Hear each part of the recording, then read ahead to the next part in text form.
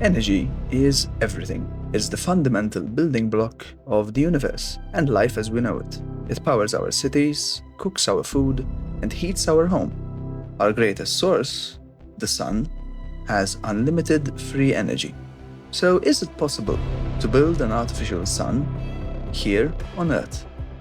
Let's find out.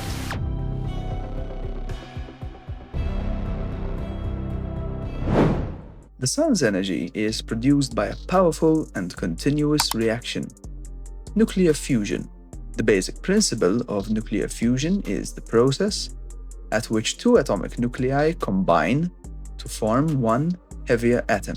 During this process, an extraordinary amount of energy is released.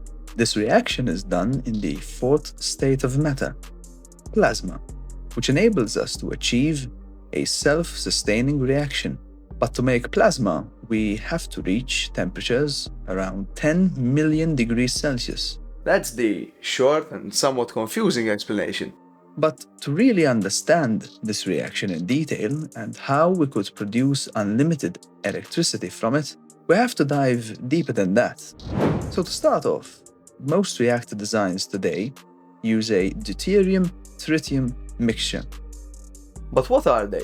Well, both are isotopes of hydrogen. Now you see, hydrogen has one proton and one electron. Deuterium, however, has a proton, electron, and one neutron. Deuterium is relatively abundant in nature, mainly in water and air. Deuterium is quite stable, as it only has one extra neutron. Tritium, on the other hand, has two neutrons, meaning it is far less stable, and its abundance in nature is significantly lower.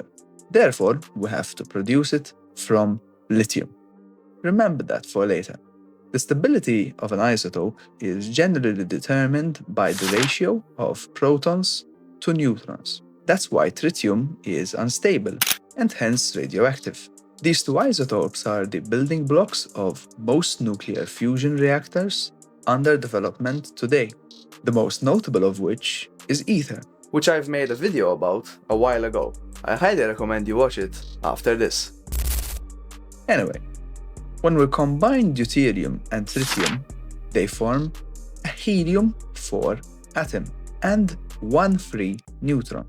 But as you might expect, to achieve this is more complicated than it sounds. You see, to actually combine the two atoms, there are conditions we have to achieve. For one, the protons of each atom repel each other. To understand this better, think of it this way. When we place two magnets with like poles facing each other, they repel. That's kind of what happens between deuterium and tritium. To overcome this phenomenon, two conditions have to be achieved: high temperature and high pressure. Astronomical temperatures exceeding 10 million degrees Celsius allow hydrogen atoms to overcome the electrical repulsion between protons. At these temperatures, hydrogen is no longer a gas. It is transformed into the fourth state of matter, plasma. Plasma is a state of high energy where electrons are no longer bound to the nucleus, resulting in a sea of free electrons and positive ions. High pressure is achieved by using magnetic fields and lasers to force the positive hydrogen ions together. There are mainly two methods to achieve these high temperatures and pressures: the magnetic confinement or inertial confinement methods. For simplicity's sake, I'll be covering the magnetic confinement method, which is used in ITER. So the magnetic confinement method looks something like this.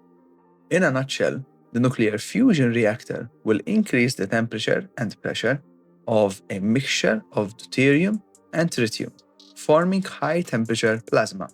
To actually start this process, we have to input between 50 to 70 megawatts, the main portion of which goes to heating and pressurizing the plasma. An energy input for startup is normal in most power plants like steam, gas, and even nuclear fission plants. Obviously, the net output of the system will be positive. In ITER's case, as an example, will be 500 megawatts. To heat the plasma, ITER uses neutral beam injectors, which inject beams of particles into the plasma to heat it up. Now, to pressurize the chamber, magnetic coils around the outside of the chamber are used. To sustain an ongoing reaction, we have to keep inputting deuterium and tritium. Deuterium is quite abundant, so it isn't really a problem. To make more tritium, however, we need a lithium blanket. If you remember, I mentioned earlier that tritium is produced from lithium. We're not really going to go into the chemistry of the reaction. Just know that tritium is replenished in the reactor by a lithium blanket, which absorbs high-energy neutrons released from the fusion reaction. This action produces more tritium. When a constant reaction is sustained, A closed-loop fluid system absorbs the heat, transfers it to a secondary fluid, water, in a heat exchanger, which turns to steam and powers a steam turbine. This is connected to a generator, and voila, we have power. Fusion reactions are extremely powerful.